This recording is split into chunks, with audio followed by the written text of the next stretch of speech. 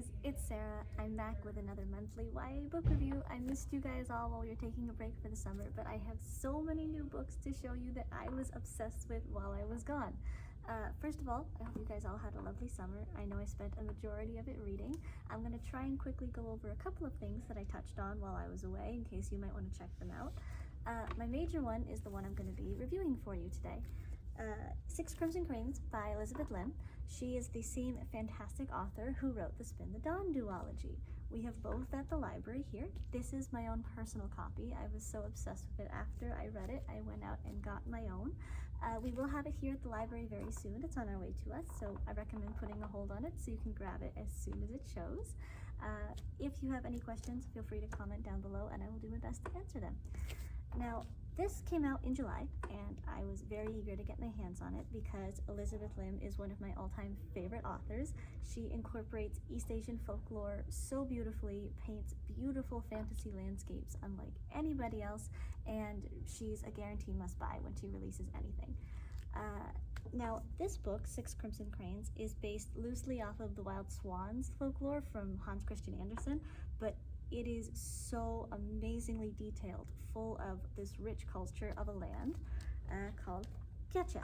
Now, the main character is a 17-year-old princess named Shiorayama, and she is the youngest and the only daughter to the royal family. She has 6 older brothers, and she is, now upon turning 17, set to be married to a brutish warlord basically have her life completely relocated to live up in the north. She's not stoked, honestly. At the beginning of the book, she's a little pretty carefree. She'd rather spend time with her brothers who, as they get older, have less and less time for her, more duty-bound to fulfill their roles, get married, become strategists, fight in the war, that sort of thing. And she hates that she's feeling left behind.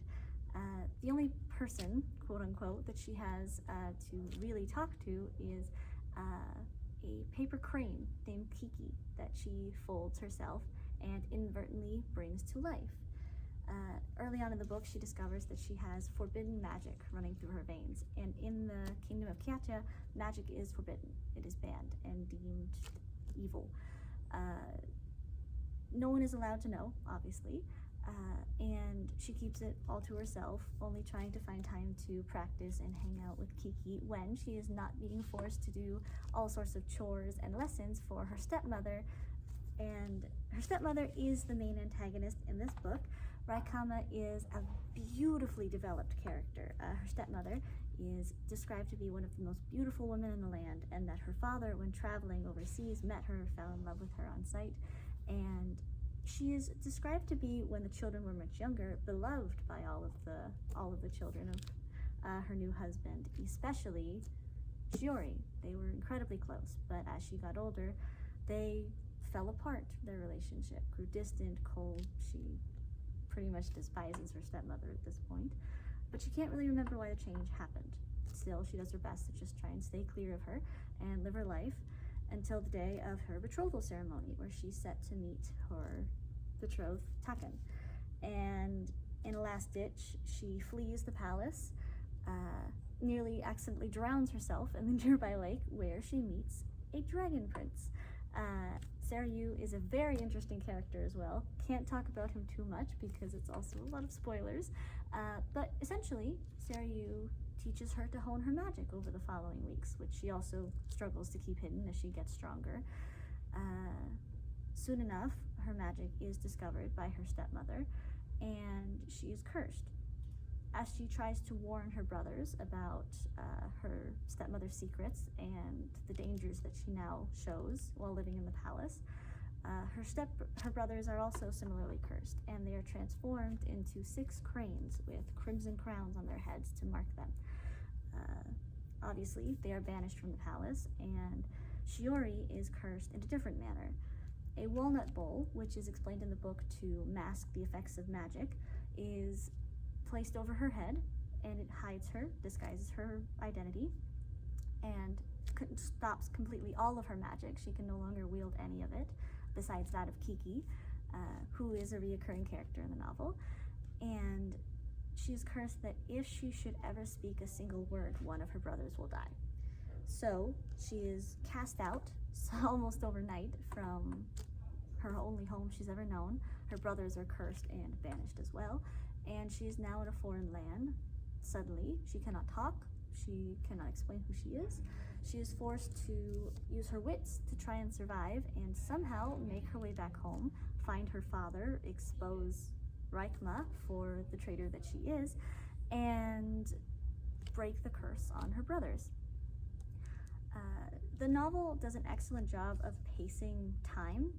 A lot of this sounds like, oh man, this is a lot to take in at once, and I thought so too, because it seems like a nearly impossible situation to overcome, but Elizabeth Lim works brilliantly to take her time. The book actually takes place over a year or so. It doesn't drag out though, it's really nicely done.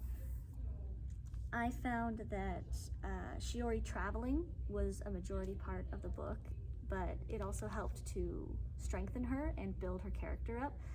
By the end of the book, she was no longer so carefree. She was incredibly resilient and built in her ways, confident in her skills in magic and herself. And not only did she have to do some deep searching within herself about her intentions when she researched back to the palace, but Reichma and her intentions and her life story. Afterwards, through many of her travels, they learn that in order to, once reuniting with her brothers, she has to break the curse by discovering Reichma's true name. And they must travel once more in order to do that before she eventually ends up in the north and comes face to face with her betrothed that she had worked so hard to avoid all this time anyway.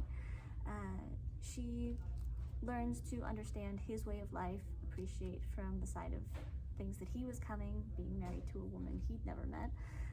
She learns to meet his family, all the while they don't know her true identity as the princess and his former betrothed, who he, her betrothed Taken, has been searching for all this time after her brothers and the princess suddenly vanished from the palace. It shows his dedication to her, and I really appreciate Taken's depth of character as well. He is soft-spoken, but very wise beyond his years. I didn't expect to like him quite as much as I did, and so fast. This book is, while very much fantasy, it is also a mystery in the sense that Shiori has so much to learn. As soon as she thinks she has solved one problem, another arises, or the answer she was seeking isn't necessarily the best way to solve her problems. It is mature in the way that you have to understand there are shades of gray in life. Things are not always as they seem. And while her brothers and Shiori work to break the curse, life goes on, and she sees the consequences of being away for over a year. And it is a very touching book about, I would argue, family and reconciliation, because they start off, while they are family, the brothers don't necessarily have a lot of time for Shiori, and the experience brings them all closer, as awful and unplanned as it was. Shiori learns to appreciate and reconcile with her betrothed, and I really loved the fact that while such an incredibly challenging situation was put upon her, it wasn't necessarily a situation in which she accepted that things would never go back to the way they were. She knew that things were going to be challenging from then on, even if she should somehow break the curse and return to the palace, obviously. She was changed. She realized she couldn't go back to living life the way she had before, shirking responsibilities, doing things as she pleased. She had to be more responsible. It was very much a tale of growing up and survival. Elizabeth Lim never fails to write scenes and describe setting as if you were there.